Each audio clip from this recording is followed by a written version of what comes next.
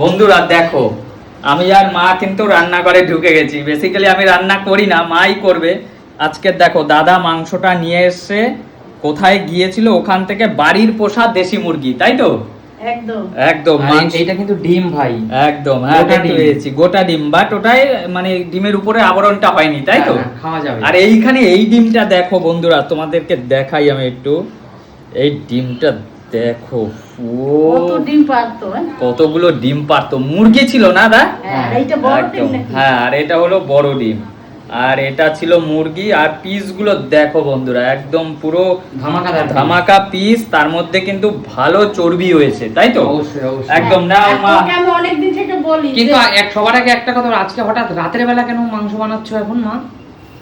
হ্যাঁ, রাতের বেলা আজকে করবো, সুস্মিতার আসবে। আচ্ছা, ও সুস্মিতা দিরাও আসবে, কৌশিক আসবে, হ্যাঁ সবাই আসুক, দেখাবো তোমাদেরকে বন্ধুরা। তাহলে আমাদের রাতের ভাই তো রান্না এক্সপার্ট না, আমি সব সময় বলি দাদা তোর এত ভালো রান্না করে, তুইও রান্নাটা শিখে।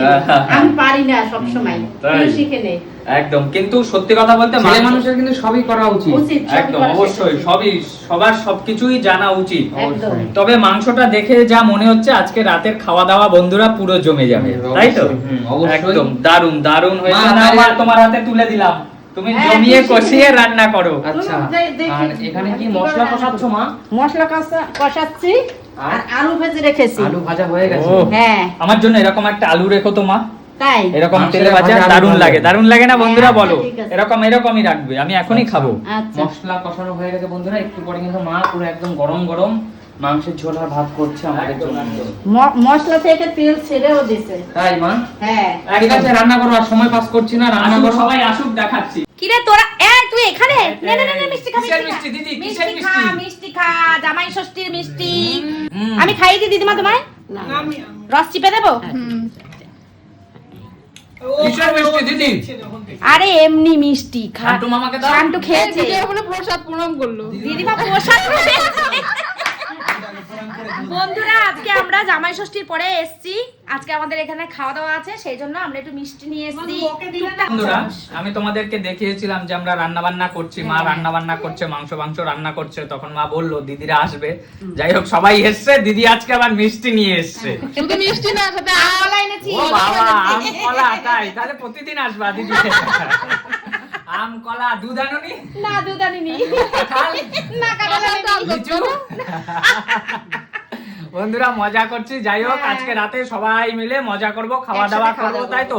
আর দিদি মিষ্টিটা কিন্তু খুব গরম, খুব গরম তো নির্ভরপুরের দারুণ মিষ্টি দাদা, দারুণ মিষ্টি, দারুণ। মানে আমি মিষ্টি খুব একটা খাই না, তবে বন্ধুরা মিষ্টিটা খুব ভালো। কোন দোকানের মিষ্টি দাদা? এই তোমাদের এখানে শ্রীকৃষ্ণ। শ্রীকৃষ্ণ, আচ্ছা আচ্ছা, সত্যি খুব ভালো, খুব ভালো গরম মিষ্টি, খুব সুন্দর গরম মিষ্টি খুব সফট হয়। সফট মিষ্টি। বন্ধুরা তো আমরা এই যে দাদা এই মাত্রই আসলো, গরম মিষ্টি পেটের জন্য খুব ভালো, জানো? একদম গরম মিষ্টি পেটের জন্য খুব ভালো। বান্ধবীর বাড়ি ব্যারাকপুরে, ওখান থেকে তাড়াহুড়া করছি এখানে আসবো বলে, মানে 5টা 5:30টার মধ্যে আমি বাড়ি ঢুকে গেছি, এসেই ফ্রেশ হয়ে আবার চলে এসেছি এখানে। আচ্ছা আচ্ছা, ভালো করেছো ভালো করেছো। আমাদের আড্ডাটা কেবল জমে উঠছে, তাই তো? জমে উঠছে, এখন আড্ডা বসে আমাদের। চা করো, আসছে কৌশিক। চা খাবি?